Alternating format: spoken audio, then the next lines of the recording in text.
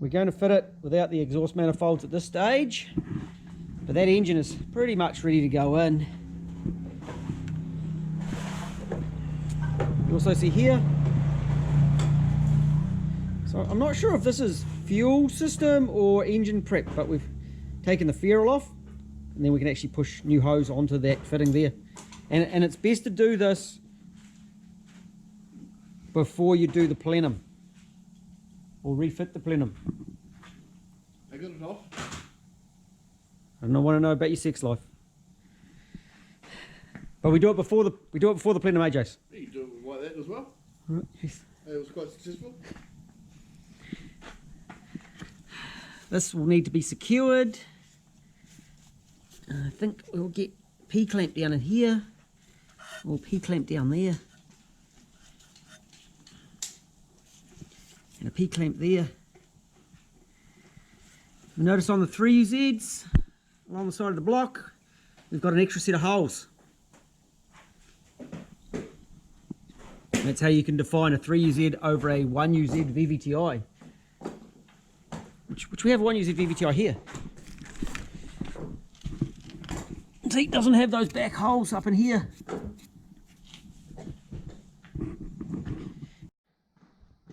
As part of the prep, rear main seal was replaced as well.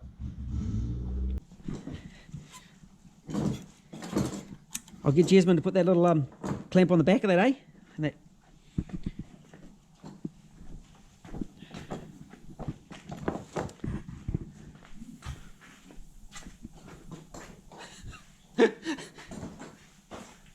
There's something missing from behind the cover. You buddy booby trapped it, you bugger. Teach you to be a poo. Okay, looks like So Jason is having a whole lot of fun with these. We've got the special tool, but it's still not the most fun. And then when we put it back in, heat it up with hot water. Oh yeah, because we've got hot water around here. We'll have to boil a jug.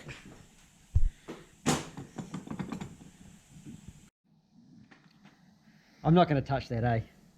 Go on. No, nope, no way. Do it. We got to clean that out. It's like snot. It's not very nice. Right, somehow you're going to put a fuel pump. See, you've actually got a little basket. So like the petrol ones, they fit the little pump in there. And they run it up through there. So we're going to fit the pump in there. Get the heat gun, and you heat that up.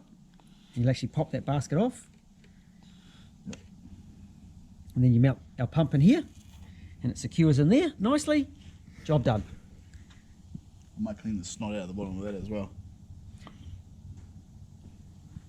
We have a Disney princess, and she's really good at cleaning. I already said it's not it.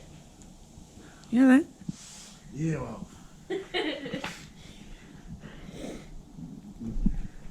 All I said there's a reflection. And then A little bit of weasel in there. we'll extend this one down. Bring this one down. And we're gonna that'll be charcoal canister. Alright. We'll get a charcoal canister for it. So I've got to find a petrol charcoal canister. Change these lines, won't I? From here. Yeah. From there. We got 10mm EFI. I do not. I've got to come up with a solution. We'll get the fuel filter. I've got the regulator built in, fuel filter with the built-in regulator. And I'm wondering if we can get a barb, a push-on barb with a 10mm, or a push-on fitting with a 10mm barb. And that solves our problem, doesn't it? And then a little bit of 10mm EFI hose.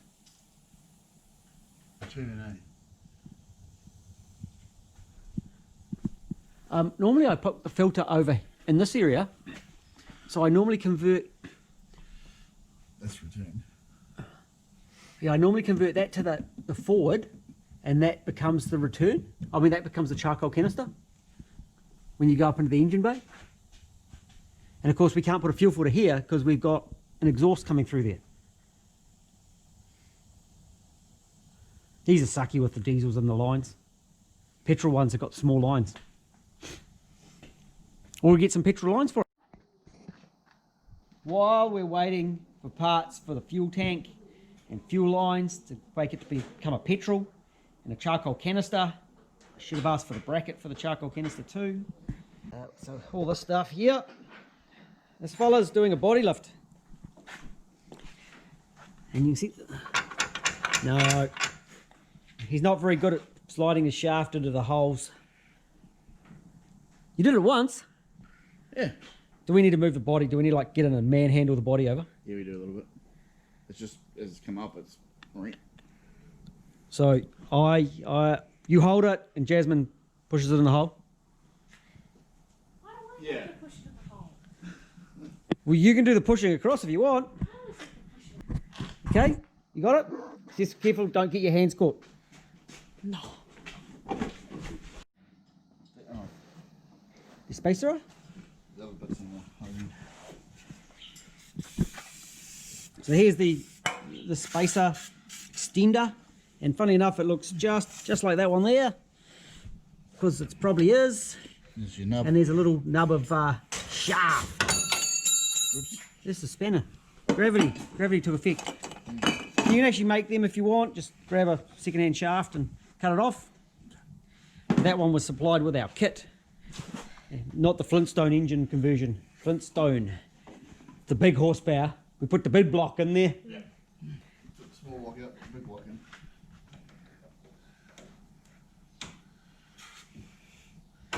What are you wanting? An oxyl. Something slippery. Some lubricant. The chassis looks pretty good in there. You did a good job. Yeah. I'm not going to rust. Nope, you're not going to rust, and my floor's probably not going to rust either. I got the steering wheel shaft straight, steering wheel straight. Now it's moved, it won't go on. So yesterday, I didn't come to work.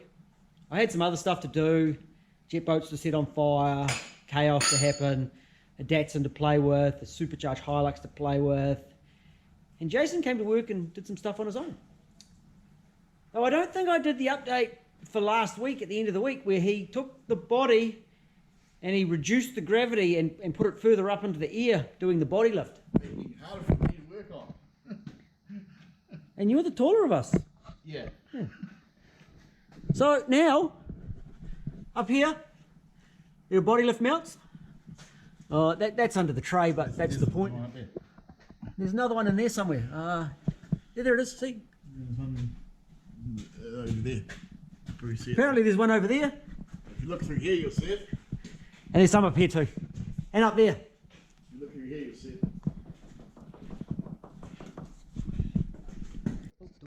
There it is. There's another one with new bolts through it, and there is a steering spacer.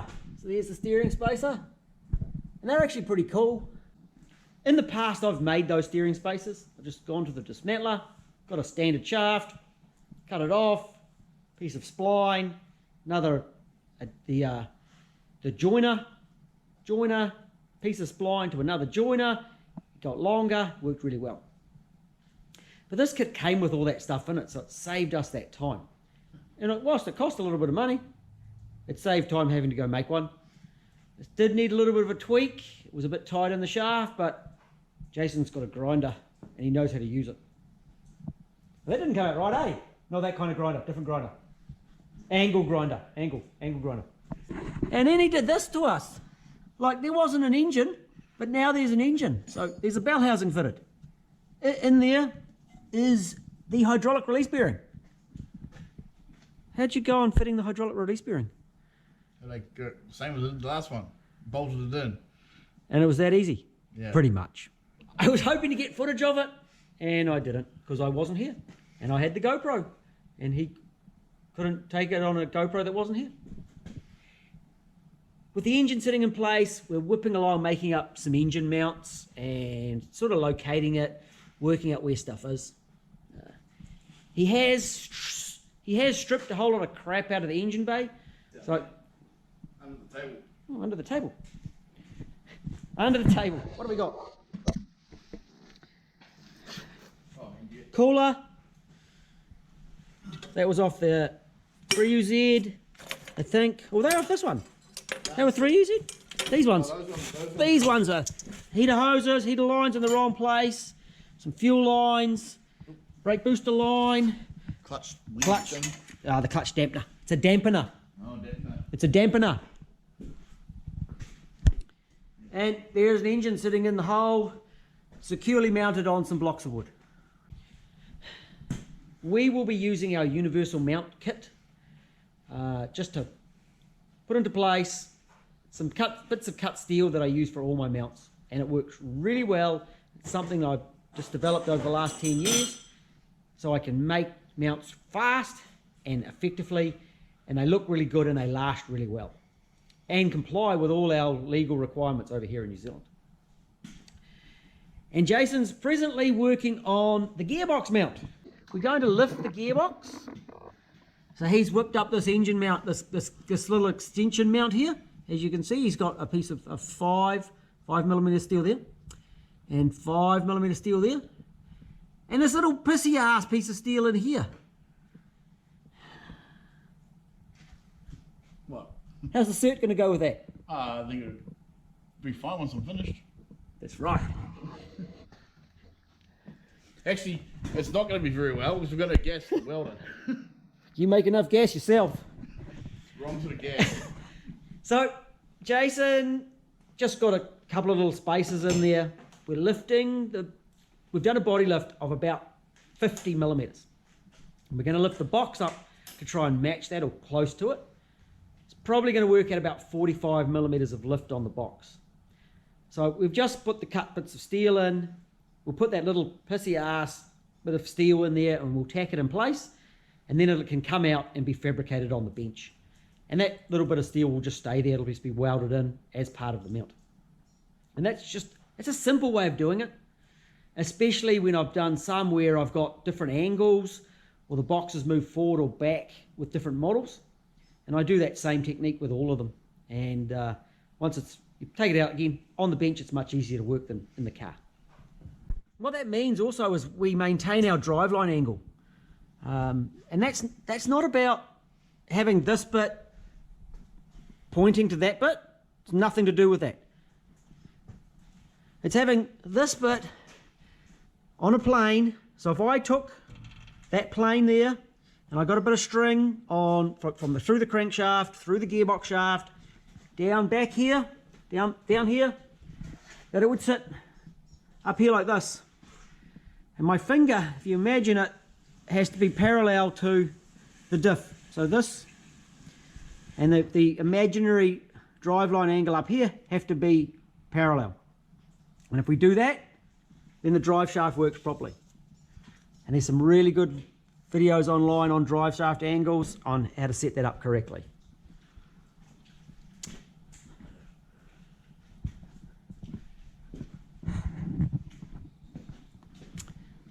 Right. You've been hammering, eh? You have been hammering. Now we need to come up with a solution for our gas so we can do the mounts up. He's done as much fabrication as he can today. And I think he might have a tidy up. And I think I might send him home early and he can pick up gas for me. How's that for a plan? Sure. You can bugger off early, get some gas.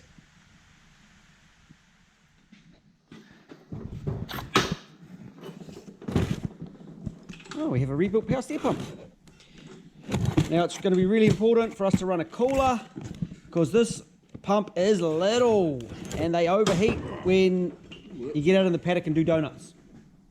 We do know this from experience with another one that we did with a mate of mine. Yeah, it lasted one donut session, the little power steer pump, so it backs up why we always put coolers on them. So Jason's been blocking up some engine mounts and it's actually working quite well. We've had our tape. Do you mind? No. We've had the tape measure out and it's actually ended up moving that way a little bit at the moment, and it's not quite as high as it should be, and it's close on the, like I just push on my hand a little bit and it's almost level, and we're close to the firewall. Fit. Yeah. Cut the flange off. Get your grinder out. Take that 3-bolt off it. I don't know why guys get so worried about these 3-bolts. They just funny. And here.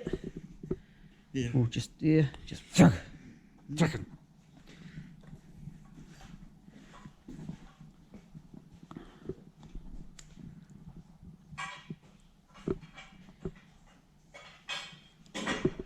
Steel lines normally. It's this line. Those are That fuel, big those are long- fuel lines. That big long one there. Yep. Oh yes, that one there, that steel one. Yep. And it's just a steel line, isn't it? Yeah. And there's the end. There's the fucking doof of the booster, and then the other line that's at the other end of it Yep. is the one that runs down the chassis. Right. Down here to the vacuum pump. Yeah, so that must be. We'll just confirm that's a one-way valve. Got to make sure you got the one-way valve though. I've had so many come in, eh? No one-way valve. Heaps. Why aren't we changing that anyway? Hopefully we're going to get the V6 one, which is bigger. Hopefully. I got to show how to take out the sedimentor light too. We probably should have marked it on the dash beforehand, because these ones, after you finish, the fuel level sensor or the fuel quality sensor comes up. Yeah, it's a LED bulb in the dash. I get my soldering iron out. I pull the dash apart. Crosby will want to know for his one. Well, I don't actually know if he's got a light yet. We've already moved it over. Let's try again.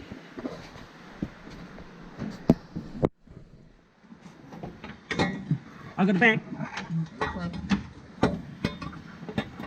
Yeah, as we come up more, it's going to get close. So it's that knuckle. Is that knuckle coming the way?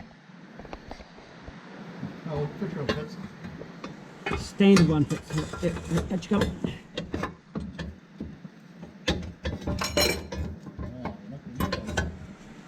Just push the engine over.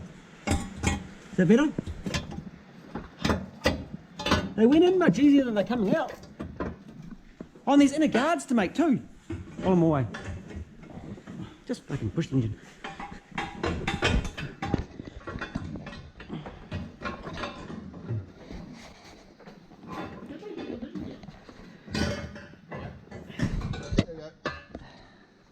You got them now?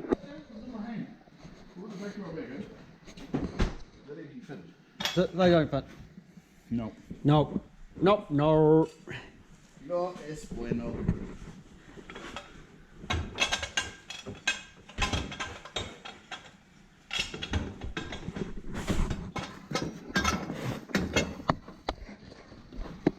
You got in? Oh, yeah, you got in.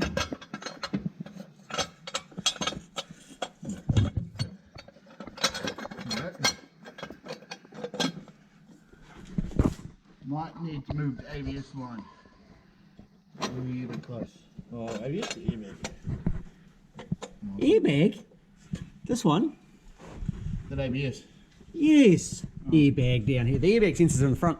Yeah, well, it goes up to the. Airbag's in the front here. Yeah, go up to my quarter right, it goes to here. Oh yeah, it goes. Airbag. I think that'd burn. I think if we left that line there, it would burn. Might call it an ABS fault. Why don't you put the heat shield over it? I think last one I actually unclipped it all and I ran that heat proofing stuff over it, which is a whole lot of fun job. But if that's what needs to be done, that's what needs to be done. You can probably do that while the engine's out. It'll be much easier than doing it when it's in, eh? Yeah, well, might as well come back in anyway. You're paying for the conversion sex again. In, out, in, out, in, out. I'm hoping the next time it goes in, it's a little bit easier. Because the angles will be a little Yeah, more. yeah, it'll be easier. Oh, I had a clutch on it like that. Might be.